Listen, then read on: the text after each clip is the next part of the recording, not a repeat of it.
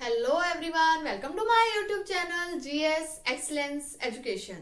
हम बात करेंगे हम करेंगे हमारे देश के प्रधानमंत्री के ऊपर कि अब तक कब 47 से लेकर अब तक कितने प्रधानमंत्री हो चुके हैं और उनका टेन्योर क्या था और एग्जाम्स में किस टाइप के क्वेश्चंस पूछे जाते हैं। तो आज हम उनके ऊपर डिटेल में बात करेंगे। आपने कुछ भी नहीं रटना, सिर्फ वीडियो को ध्यान से सुनना है और आप इजिली हर एक क्वेश्चन के आंसर टिक कर पाओगे।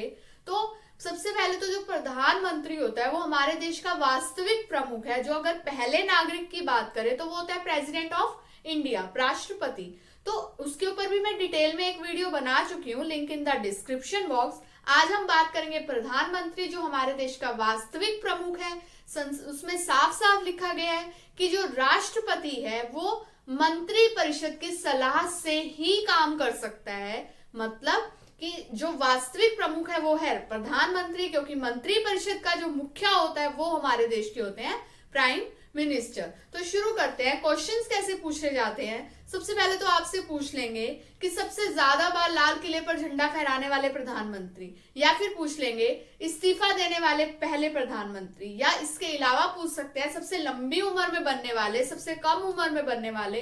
तो इस तरह के सारे क्वेश्चंस मैं आज इस वीडियो में कवर करने वाली हूँ, तो वीडियो को एंड तक देखना। शुरू करते हैं।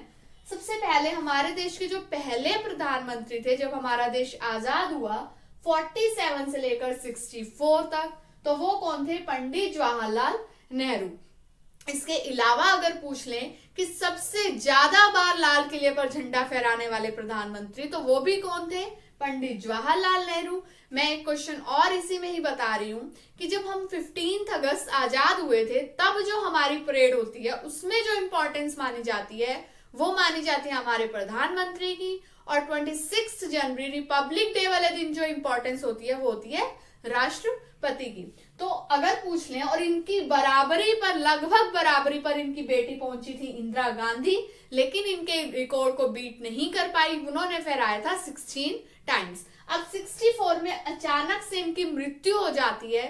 फिर काम संभालने के लिए जो कार्यवाहक प्रधानमंत्री बनाए गए 13 डेज के लिए, वो आए थे गुलजारीलाल नंदा। क्वेश्चन ये भी बहुत बार पूछ लेते हैं कि कार्यवाहक प्रधानमंत्री पहले कौन बने, तो वो थे गुलजारीलाल नंदा। इनके बाद जो हमारे देश के प्रधानमंत्री बने वो बने लाल बहादुर शास्त्री, 64 से लेकर 66 तक। अब इनकी भी मृत्यु जो है आज तक रहस्य है। इसी बीच में पाकिस्तान और हमारा एक युद्ध छिड़ गया था, तो उनके ही समझौते के लिए ये ताशकंद गए हुए थे, जो पहले यूएसएसआर का हिस्सा था, आज वो उज्बेकिस्तान की राजधानी है। पाकिस्तान के राष्ट्रपति अयूब खान और हमारे देश के प्रधानमंत्री लाल बहादुर शास्त्री। वहीं से ही जो इनकी जो मृत्यु हो गई, पता नहीं अब वो प्री प्लान मर्डर था या आज तक किसी को पता नहीं चला कि वो नेचुरल डेथ थी। तो आरटीआई भी लगाई गई है इनके ऊपर, लेकिन सरकार की तरफ से कोई भी इसका जवाब नहीं आया। देन उसके बाद फिर से काम संभालने के लिए कौन आते हैं? गुलजारीलाल नंदा। ये 2 बार आ चुके हैं, लेकिन प्राइम मिनिस्टर की पोस्ट को संभालने के लिए नहीं, सिर्फ काम करने के लिए, कार्यवाहक प्रधानमंत्री के रूप में। देन जवाहरलाल नेहरू की बेटी को बनाया गया प्रधानमंत्री इंदिरा गांधी। पहले तो इन्होंने इनका काम संभाला थोड़े दिन, देन उसके बाद इलेक्शन हुए, इलेक्शन में जीत कर आई, एंड 66 से लेकर 77 इतने साल तक ये हमारे देश की प्रधानमंत्री की कुर्सी पर बैठी रही, और उसके बाद भी आएंगी। अब इस टाइम पर क्या हुआ, जब इनका टाइम था तो बहुत अच्छा टाइम पीरियड चल रहा था, लेकिन तब क्या हुआ 71 में इनके ऊपर एक केस हो गया कि इन्होंने जो है जो वोटिंग में काउंटिंग करते हैं उसमें कुछ गड़बड़ियां की हैं, और वो इनके अगेंस्ट प्रूव भी हो गया।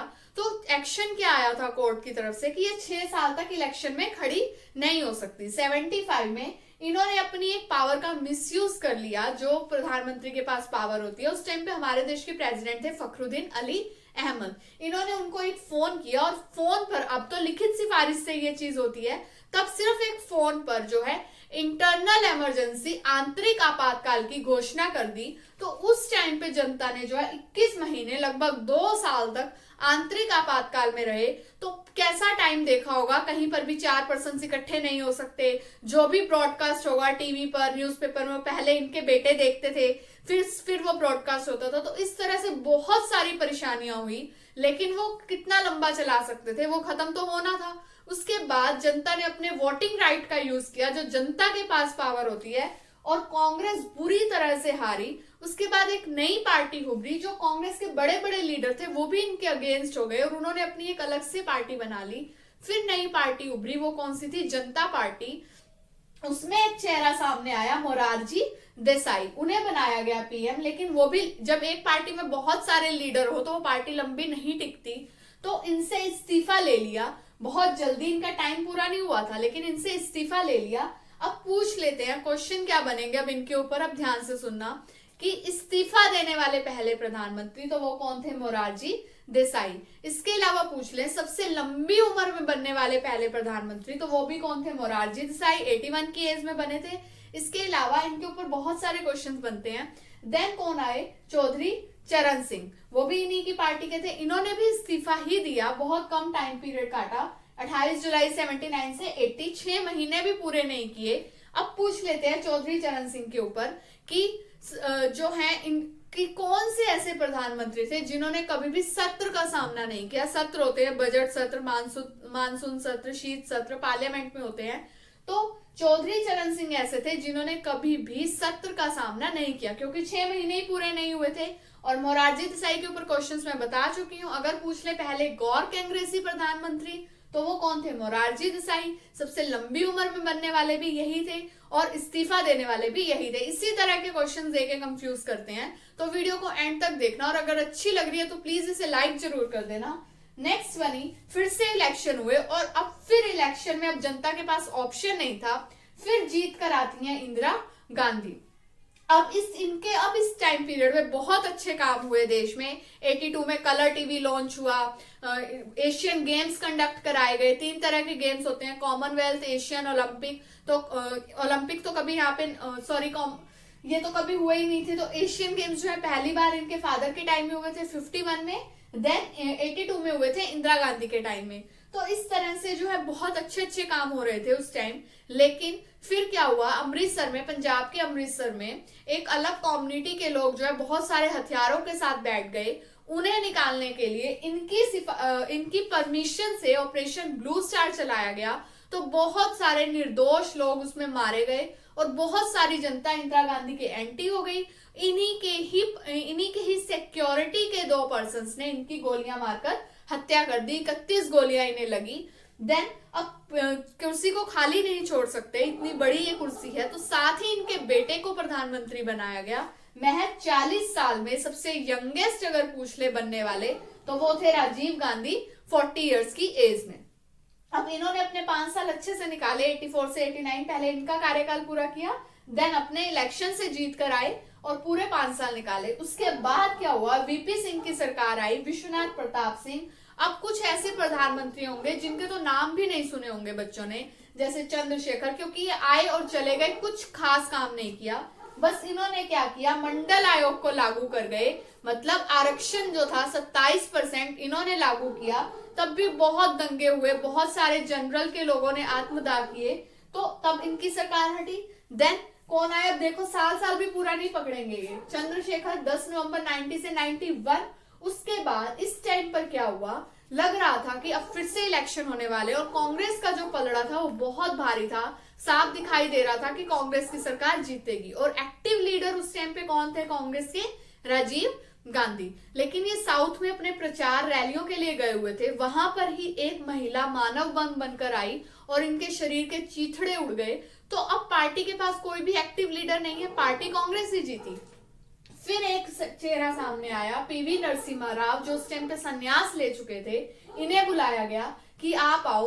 91 से लेकर 96 तक इन्होंने काम किया, बहुत अच्छा काम चला। इन्हीं के टाइम में 1995 में मिड डे मील की स्थापना हुई। मिड डे मील आपको सबको पता है, पौष्टिक आहार दिए जाते हैं बच्चों को इन स्कूल्स, तो वो इन्हीं के टाइम में शुरू हुआ था, पूछ लेते हैं बहुत बार। उसके बाद आई थी अटल बिहारी वाजपेयी की गवर्नमेंट। मोस्ट इंपोर्टेंट क्वेश्चन बनता है कि 2 सप्ताह की गवर्नमेंट किसकी रही, तो वो थी अटल बिहारी वाजपेयी की। उसके बाद आप देखोगे 2 सप्ताह 16 मई 96 से 1 जून 96, बहुत बार पूछ लेते हैं, 16 दिन की या 13 दिन की, इस तरह से पूछ लेते हैं।